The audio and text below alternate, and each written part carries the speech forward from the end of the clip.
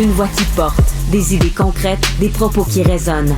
Benoît Dutrisac, déstabilisant, juste comme on aime. Marie-Gabrielle Ménard est avec nous pour cette chronique culturelle. Salut, Benoît. Ménard, bonjour. Salut. Tu veux parler d'un thème vraiment hop la vie? Ouais. la fin de vie. Ouais. Ah ouais, hein? Ouais. Ah, OK. On arrête là ou on continue? Ah, on continue. on va. Benoît, j'ai reçu, j'animais à Cube, et j'ai reçu le 31 décembre le docteur Alain Naud. Oui. Une des sommités, vraiment, là, en soins de fin de vie. Puis on sait que la dernière année, le ministre Simon Jolin Barrette a permis l'élargissement de la loi. Puis j'ai commencé à fouiller. Tu sais, on dit souvent que l'art et la culture est aussi une façon de traduire un peu des phénomènes de société. Puis c'est vrai. Depuis les dernières années, je trouve qu'il y a une multiplication d'œuvres qui s'intéressent pas nécessairement aux soins de fin de vie, mais à la fin de vie, point. En ce moment, il y a une œuvre qui n'arrête pas de se développer depuis des années. C'est vraiment un processus hyper intéressant. Il y a beaucoup d'œuvres documentaires dans la vie, fait que ça part d'une recherche journalistique, là, une quête, et puis finalement, ça va finir ou pas par se traduire en œuvre de fiction. Il y a une comédienne qui s'appelle Camille Paré-Poirier. À 22 ans, on est en 2016. Elle termine ses études en jeu. Donc, c'est une comédienne de formation. Elle n'a pas de job encore au début. Elle a 22 ans. Là. Elle fait des auditions. Ça marche plus ou moins. Et elle a déménagé à Montréal pour entreprendre sa formation. Au même moment, sa grand-mère, de qui elle est très, très près, va, en différents temps, là, mais passer, comme c'est le fil obligé de tout le monde, là, de sa résidence, en premier lieu à l'hôpital, puis après ça, il n'y aura pas d'RPA dans son cas. Là, elle s'en va direct vers le CHSLD. Camille Paré-Poupard, avec au début pour intention de collectionner des souvenirs, va se mettre à enregistrer des conversations qu'elle a avec sa grand-mère. Ça va donner ceci. Je pense comprendre que demain, tu vas être transféré dans un CHSLD. Si tout va bien. Oui, demain, tu vas changer d'endroit. Et c'est CHSLD, un centre hospitalier de soins de longue durée. Ah oui? Oui. Et c'est seulement pour les soins de longue durée. Oui. Les gens qui ont une maladie longue à guérir. Oui. Très longue, c'est-à-dire jusqu'à la mort. Jusqu'à la mort. Pauline commence à disparaître. Combien de temps il nous reste ensemble? Pauline commence à disparaître. Sa grand-mère, elle n'a pas de diagnostic précis. Sa grand-mère est en train de décéder de vieillesse. Cette espèce d'étiquette là, qu'on appose à, c'est ça, un chemin qui nous guette. La grand-mère, elle a 91 ans. Puis Camille, encore une fois, pour établir une espèce de pas un album photo dans son cas, mais vraiment encapsuler la voix de sa grand-mère, elle va commencer à enregistrer ça. Sa grand-mère est atteinte de démence liée à sa vieillesse. Jusqu'où on continue d'enregistrer? Ça va poser les questions de... Ce qu'on vient d'entendre, c'est l'extrait d'un balado, 3 épisodes, à peu près des 20 minutes. C'est hyper percutant comme démarche. Et suite au succès de ce balado-là, il y a une pièce de théâtre qui va voir le jour. Puis on va aussi comme ça jongler entre... ce qu'on entend là, c'est quoi? Une espèce de perte de repère, un désarroi... Ce qui n'est pas souvent nommé, si on ne connaît pas de gens atteints de démence, Benoît, c'est que souvent, il va y avoir quoi? Des épisodes de violence, de rage. Parfois, lorsque le cerveau se dérègle, là, on va passer aussi de l'espèce d'euphorie d'enfance à, justement, des tempéraments un peu plus belliqueux, un peu plus violents, carrément. Ça va donner ceci. Moi, j'ai 26 ans, puis toi, t'as 96 ans. Hey, c'est pas jeune. Non.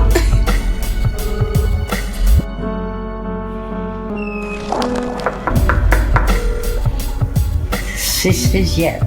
Okay. Mais il n'y a rien de plus Ça, juste. c'est quoi? C'est une pièce de théâtre?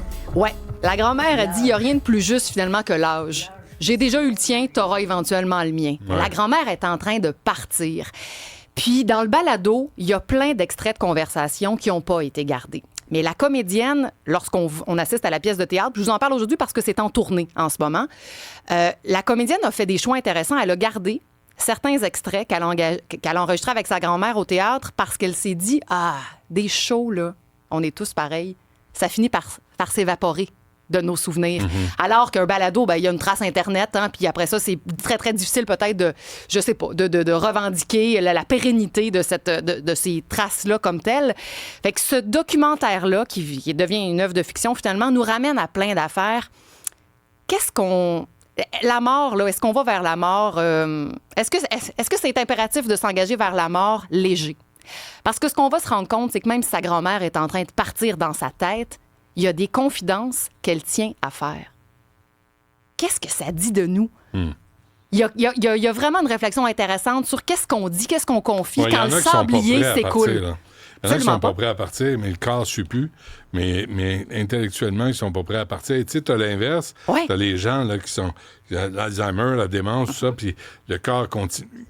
Puis là, t'as l'inverse, où le corps ne suit plus. Mais on semble avoir de la difficulté, là, la race humaine, là, à s'en aller avec des non-dits. C'est vraiment intéressant comme démarche.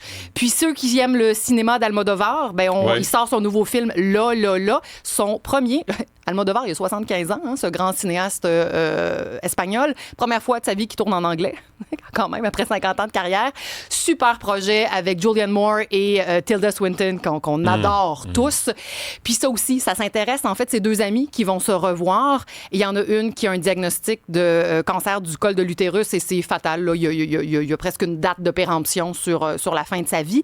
Puis elle demande à sa chum, « Hey, loue donc une maison, puis j'aimerais ça que tu m'accompagnes jusqu'à la fin. » Mais c'est une couple de films que Julianne Moore fait comme ça, me semble.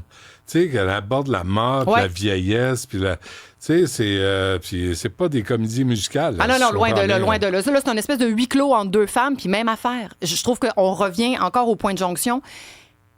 Qu'est-ce qu'on se sent obligé de dire quand il n'y a plus de sable dans le sablier? Ouais. C'est vraiment ça que ça pose comme problématique, en fait, comme interrogation. Fait que je sais pas ce que toi, tu vas confier à la fin, Benoît, mais... Moi, ça me rend... On voit la bande-annonce là, présentement. Là. Mais moi, la vieillesse, je pense que tout le monde est un peu sur ce rythme-là. Moi, depuis que j'ai 60 ans, je suis en crise. J'haïs ça, là. J'haïs la soixantaine. Puis j'ai des frères, j'ai des amis. Puis je vois, tu sais, que la soixantaine, c'est la décennie des mauvaises nouvelles. Puis, mettons, t'entrevois la 70 comment? Je suis pas rendu là. OK. Vraiment, tu sais, ça dépend pour chacun. Ouais. Moi, je suis pas rendu là. Moi, j'ai des choses à faire là. Ouais. Puis après, en plus, Alex Moranville, il travaille pour me faire nommer sénateur j'ai entendu ça. ou maire de je sais pas trop quoi. Fait que, tu sais, tu dis, il faut se garder. Mais je trouve quand même qu'on a tous l'impression de savoir comment on va vieillir. Or, il n'en est rien. Là. Oui. Toi? Ah oui. Tout le monde se dit, moi, je vais être de même. Ah oui? On n'en sait rien. Savais-tu que tu allais être en crise à 63 ans? Moi, je le savais. Moi, je le savais que Benoît allait être en crise à 63 ans. Mais je suis pas en crise. Je suis jamais en crise. Non, mais l'affaire, j'avais un dîner avec quelqu'un que je connais, puis je dis, moi, puis lui aussi, il a un sacré caractère. Ouais. Puis je dis, nous autres, on va vivre vieux, tu sais. Tu sais, tu regardes Gilles Proulx, là. Tu sais, les vieux Chris, j'y ai dit à Gilles, fait que je peux le dire là. Tu sais, les vieux Chris, ça vit longtemps. Les vieilles Chris, c'est pas tuable. Tu sais, ma mère, là... Les fines aussi, Fanfreluche est décédée à 101 ans. Ouais, c'est ça, elle passe à côté des balles. Mais les vieilles... Ma mère était quelque chose. Elle m'appelait, moi, là. Elle avait 85, 90 ans. Hey, tu as dit, en tout cas, là, ou lui, là, ou elle, là, tu sais, puis elle suivait l'actualité, elle écoutait pas la musique, elle écoutait pas les coins, elle écoutait pas ça.